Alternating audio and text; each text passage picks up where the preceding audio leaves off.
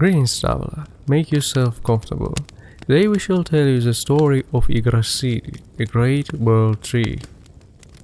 Yggdrasil is an immense ash tree, the finest, largest, and most beautiful of all trees. It grows between 9 worlds and connects them all with each other. The branches of Yggdrasil extend far into heavens, and the tree is supported by 3 roots that extend far away into 3 different worlds. The first and deepest root extends to Niflheim, a world of ice and darkness, and taps water from the well that is called Hvergelmir, which lies in the center of this realm. In these waters lives dragon Nidhogg. He gnaws the root from below.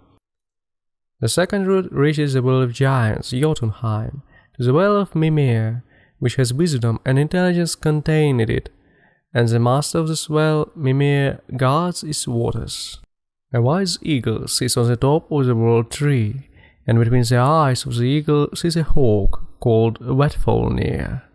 A squirrel called Ratatoskr runs up and down the ash of Yggdrasil, carrying malicious messages between the eagle and Nidhogg. He fools both sides by distorting their words in the process of delivery to deepen their hatred of each other.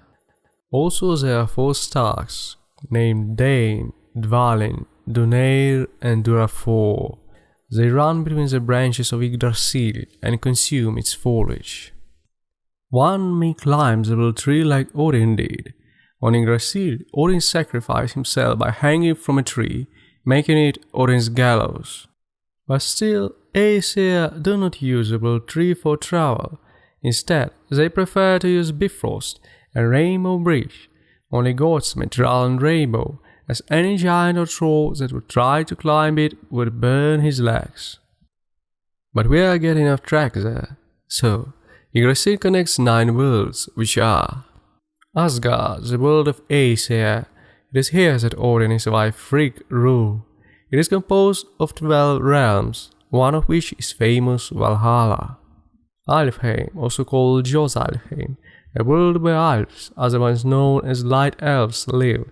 It is said that elves are fairer than the sun to look at and possess potent healing abilities. Nidavellir, also known as Svartalfheim, it is where dwarves live in their halls of stone and gold. Here they create the finest crafts, worthy of gods. Midgard, the world of mankind. It is the only world that is completely visible to humans. Jotunheim, the world of giants. It is full of deep, dark forests and glorious high mountains, a place where winter never eases its grip. Vanaheim, the home of the Vanir, rivals and allies of Aesir. They are associated with fertility, wisdom, and the ability to see the future. Niflheim, the world of darkness, filled with fog and frost. Spring Hvergelmir lies in the middle of it. Muspelheim, realm of fire, light, and heat, where Surd is waiting for his time. And there is a world called in honor of its ruler, Hell, a place for those who did not die a heroic death in the battle. The last root of the world tree extends to a spring in a world of Aesir, Asgard. Every day the gods hold court at the well, and this is where they will meet in the last days of existence of the world, before going to the final battle, Ragnarok. This well is called Urd. It is here that 3 sisters live. Aesir calls them Norns. They care for the source and the roots of Yggdrasil. Sisters take water from the well and mud that lies around it and pour it over the Yggdrasil so that its branches do not decay or rot. The source belongs to the first sister, Urd. Her name means fate and she is the past. Verdandi is the second sister. Her name means that which is happening. She is responsible for the present. And Skuld, the third sister, whose name translates as that which should become, or that needs to occur. She defines the future.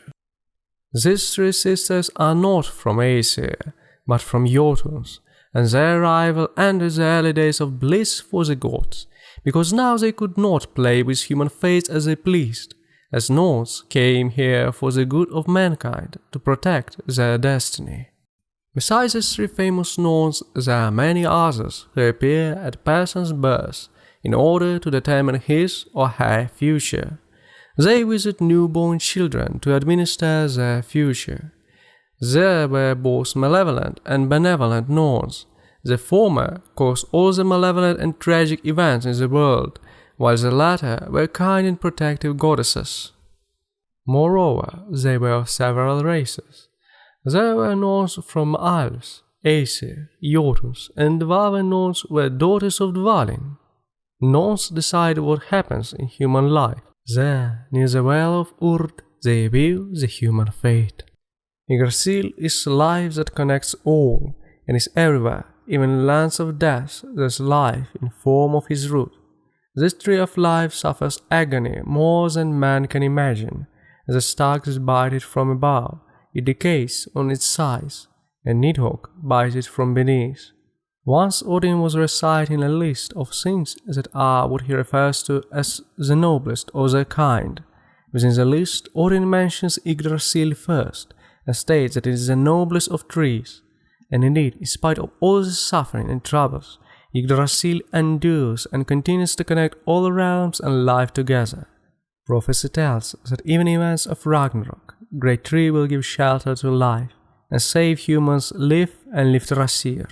And that will be all for today about Yggdrasil. I hope you like this story. Let me know what you think about this majestic tree, creatures that live around it, and worlds that it supports. Come here again, we have a lot of stories to tell.